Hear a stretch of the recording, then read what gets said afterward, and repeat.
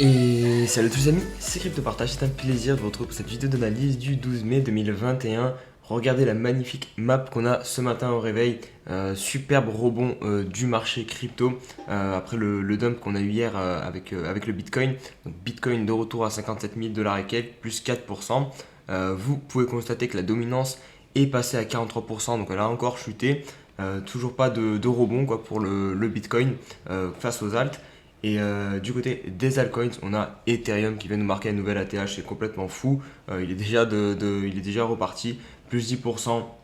On a aussi de très belles perfs du côté de la DeFi, pardon, avec AAV 510 dollars, Maker 5700 dollars. On a aussi Matic qui est reparti, nouvel ATH à 1,14$. On a le Wi-Fi aussi à 87 000 dollars, plus 41%. Il est parti comme une fusée celui-ci. OMG aussi qui est dans le vert. On a aussi EOS. Il me semble que je l'avais vu aussi, qui était pas mal dans le vert, que je vais faire en deuxième partie de vidéo. Mais globalement, ouais, on a une très belle, un très bel début de journée aujourd'hui.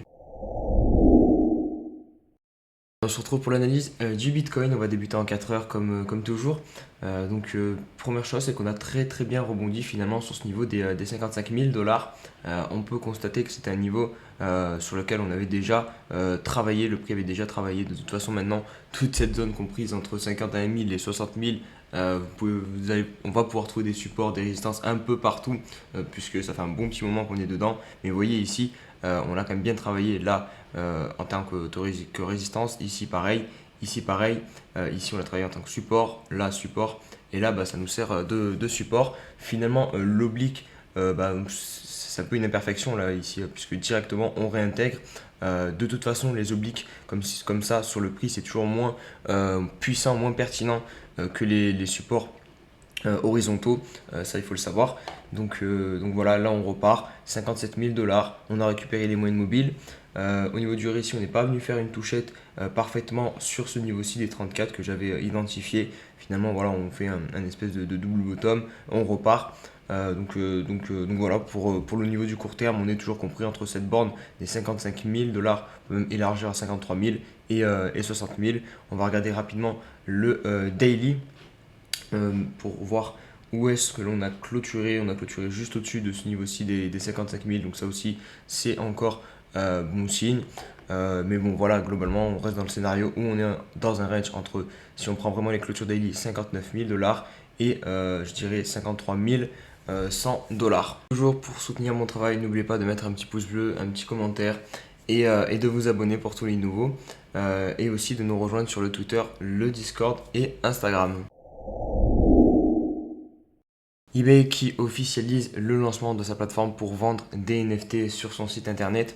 Globalement, comment ça va se passer? Ça sera juste un onglet en fait en plus où vous pourrez vendre vos NFT comme si vous vendez en fait des voitures, une voiture, une imprimante, une télé ou que sais-je. Ce qui est intéressant, c'est que vous allez pouvoir enchérir en dollars directement, donc en fiat.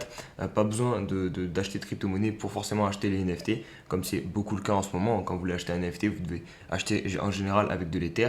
Là, non, vous pouvez payer directement en dollars. Donc ça va être très intéressant pour les néophytes et ceux qui ne sont pas vraiment plongés dans le monde de la crypto-monnaie et qui souhaitent se procurer des NFT. Donc à voir comment ça va être accueilli par la communauté. Mais encore une fois, ça prouve que tout ça, ça se démocratise et que le grand public est vraiment en train de rentrer dans le monde des crypto-monnaies. La Hongrie qui va tenter d'attirer les crypto-investisseurs en baissant sa fiscalité de moitié à 15% à partir de 2022.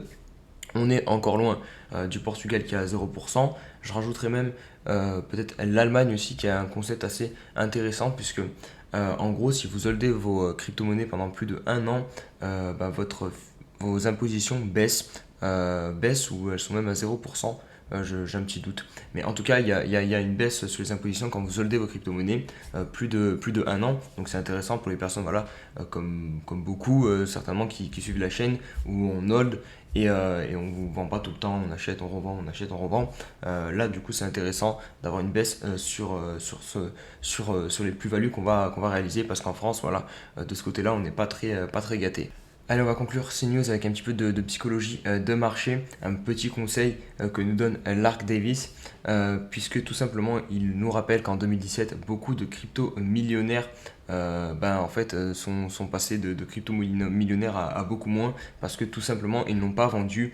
Et le conseil, c'est tout simplement de ne pas se dire que les gains qu'on a actuellement en crypto-monnaie, ça sera les gains qu'on aura à la fin du bull run, puisque tant que vous ne vendez pas, les gains, vous ne les avez pas. Et ça, c'est vraiment très important à comprendre. Tant que vous ne vendez pas en USDT, vous n'avez rien, parce qu'à tout moment, vous pouvez prendre beaucoup de corrections sur les crypto-monnaies. Déjà, de 1, c'est un marché très risqué, les cryptos.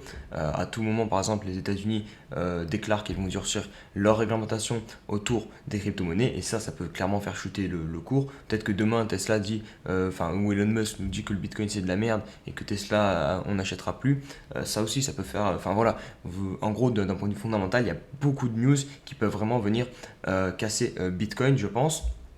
Et si en plus de ça, voilà, on rajoute toute la cupidité qu'on peut trouver quand on a nos cryptos qui font des fois 5 fois 10 assez rapidement, et ben vraiment n'imaginez pas que vous avez gagné l'argent qu'il y a actuellement sur vos comptes Binance, etc. Parce que vraiment, tant que vous ne vendez pas, et ben cet argent, il faut le considérer comme de l'argent perdu. C'est comme quand on rentre, quand on doit rentrer avec de l'argent considéré comme perdu, et tant qu'on ne le sort pas, et ben ça reste de l'argent perdu.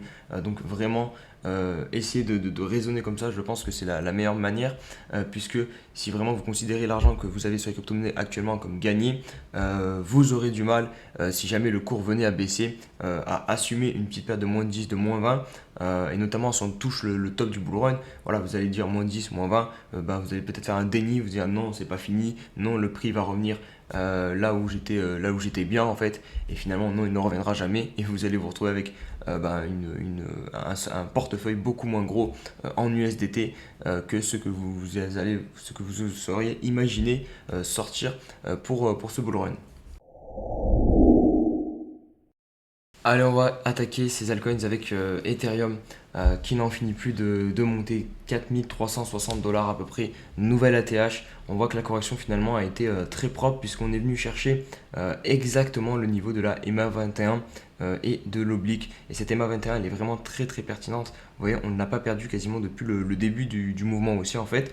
Donc on va surveiller le moment où on va la perdre. Je pense que ça pourrait être clairement un signal qui nous montre la fin de ce mouvement haussier qu'on voit aussi sur le daily de manière très très verticale. Vous voyez, hop, depuis le 24 avril, on monte vraiment de manière très verticale sur Ethereum.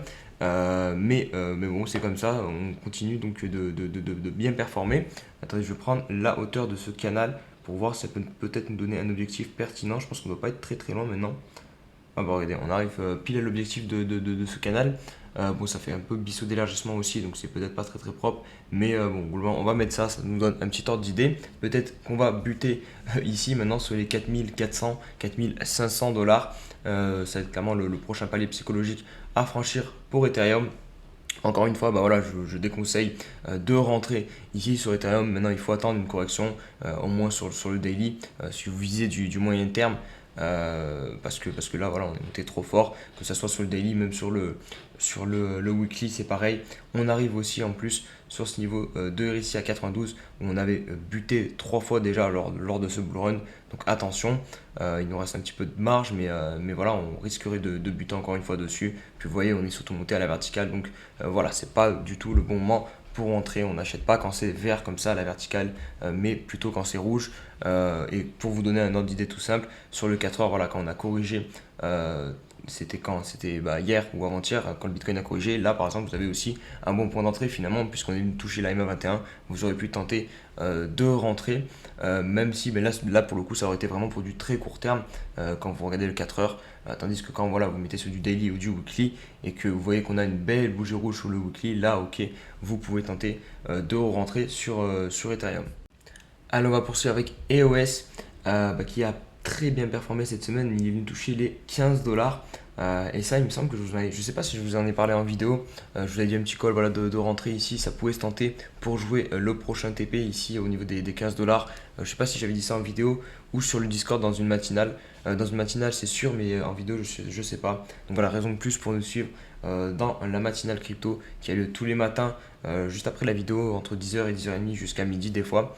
Donc voilà. Donc là, on se retrouve sur EOS. Donc on a buté, comme je vous disais, sur ce TP que j'avais déjà placé à l'avance à 15 $. Voilà, ça correspond à ces deux tops ici. On avait le cours avait tout simplement buté dessus. Donc voilà, on se repoussait. On voit aussi qu'on a cette oblique qui est hyper pertinente sur le verre ici. On est revenu la toucher. On est en train aussi de buter. Donc je pense que voilà, pour cette semaine, on risquerait de clôturer ici. Peut-être donc consolider un petit peu ou même corriger, revenir faire peut-être un pullback plus bas, même si j'y crois pas trop parce que ce genre de coin, voilà, quand ça part très fort. Donc on pourrait même venir carrément casser cette oblique en fait finalement et finir le pump, en tout cas le premier pump, parce qu'en gros en général ces crypto-monnaies ça pump en deux fois dans le bull run. On a une première grosse phase, hop, là du coup ça dépasserait peut-être la TH un petit peu, ensuite on viendrait se poser dessus, la consolider et hop, à la fin, dernier gros pump où on partirait vraiment dans la phase la plus euphorique. Je pense que c'est un scénario qui peut se jouer sur ce genre de crypto-monnaie. En tout cas, voilà, si vous voulez rentrer, encore une fois, bah là je vous déconseille de rentrer puisqu'on est quand même sous la résistance. Ici des 15 $, le train est quand même assez bien parti. Si jamais vous avez le droit à une touchette jusqu'aux 8 $, pourquoi pas. Sinon, je trouve que c'est un petit peu risqué. À surveiller aussi, je pense. On n'est pas très loin de repartir enfin. Chercher des nouveaux plus hauts, un nouvel attache sur AV. Vous voyez cette énorme consolidation qu'on tient depuis début février maintenant quasiment. Là, on a eu un petit fake out, hein. Je pensais vraiment qu'on allait partir beaucoup plus fort une fois qu'on avait brisé ce niveau-ci des 480 $. Finalement, non, on a réintégré, mais on est venu se poser pile poil sur la MA 21 et là on est en train de repartir. On bute encore sur ce dernier niveau. Vous voyez la clôture ici, la plus haute récemment pour AAV. On n'est aussi pas très loin de la clôture la plus haute de tous les temps sur AAV qui se situe à 530 $. Donc on est clairement sur un niveau pivot. Si on réussit à clôturer au-dessus, je pense que voilà, on va accélérer très vite et venir chercher la nouvelle ATH sur AAV. Bon, évidemment, encore une fois, je suis désolé, c'est pas le bon moment pour rentrer. Il faudra attendre une correction ou même tout simplement, comme je vous le dis à chaque fois, en fait, quand on a des corrections sur Bitcoin, c'est généralement des bons moments pour entrer sur les altcoins et sur même le Bitcoin. Donc là, ce qui s'est passé hier, vous aurez pu tenter, voilà, en laisser traîner des ordres d'achat, de acheter ces petites mèches et comme ça de pouvoir profiter directement derrière d'une hausse. Donc voilà pour AAV, on va surveiller ça. En tout cas, j'espère voilà, qu'il va enfin réussir à s'extirper, pardon, j'ai bugué, de toute cette zone-ci pour venir nous offrir une nouvelle vague de hausse. On va poursuivre avec Riff. Où là, je vais peut-être plus facilement pouvoir vous conseiller de rentrer. Au moins, je vous fais une crypto où vous pouvez potentiellement rentrer, même si voilà, c'est pas non plus le call du siècle, je pense, parce que c'est quand même assez risqué. Donc là, on a fait un breakout, mais finalement, on n'a pas clôturé très très haut. Vous voyez, la mèche a été quand même bien ravalée.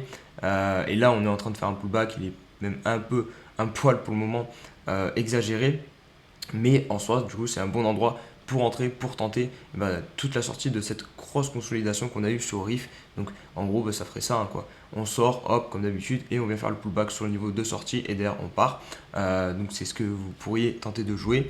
Maintenant, c'est pas un breakout. Je vais voir si les volumes. Ah si, quand même, on a eu énormément de volume. Donc ça peut se tenter. Vous pouvez tenter de rentrer ici. Après, encore une fois, je ne suis pas conseiller en investissement. Voilà, vous analysez de votre côté, faites en fonction de votre portefeuille, de votre gestion du risque. Mais pourquoi pas parce que voilà, une grosse consolidation comme ça, en général, quand on en sort, ça peut faire très très mal. Donc ça peut se tenter. Si on met à vue donnée comme ça un petit objectif, on pourrait aller chercher assez rapidement les 0.070 sur Riff. Et on va conclure la vidéo avec VeChain qui arrive bientôt à la fin de cette compression de ce triangle donc qui a permis de compresser après son ATH atteint à 0,27 $, derrière correction. Et là on compresse et vous voyez on est dans quelques jours, il y aura la sortie, il va y avoir la sortie de ce triangle. Donc c'est pour ça que je vous mets je fais un petit rappel en gros pour ceux qui sont positionnés dessus. Voilà, vous allez pouvoir espérer une sortie par l'eau de ce triangle qui nous permettrait de venir déjà rechercher la TH à coup sûr. Mais si jamais vous voulez vous positionner, bon, c'est un peu compliqué sur les triangles. Il faudrait en gros acheter au mieux ici. Donc là, pourquoi pas tenter sur toute cette oblique-ci. Après, on peut mettre aussi des niveaux de prix, horizontaux qui sont quand même, je trouve, plus pertinents que les obliques. Alors, on doit avoir une médiane quelque part par là. En gros, sur le prix, on est là à 0,20. Voilà, en plus, c'est un prix rond. Donc, pourquoi pas tenter. Encore une fois, après, attention, parce que si on regarde sur le weekly, vous achetez quand même très très haut. Mais voilà, on joue jusqu'à la fin du bull run. Ça, le risque peut être pris parce que je pense pas que là, le top de VeChain, ça soit 0,27 $. Donc, si vous holdez encore 1, 2, 3 mois en théorie, même si vous achetez ici, vous allez pouvoir tirer des bénéfices, mais il faudra savoir quand vendre aussi. Donc voilà, pourquoi pas, mais en tout cas, à surveiller cette figure sur VeChain. Voilà les amis, j'espère que cette vidéo vous a plu. Si c'est le cas, comme d'habitude, n'oubliez pas de mettre un petit pouce bleu, un petit commentaire.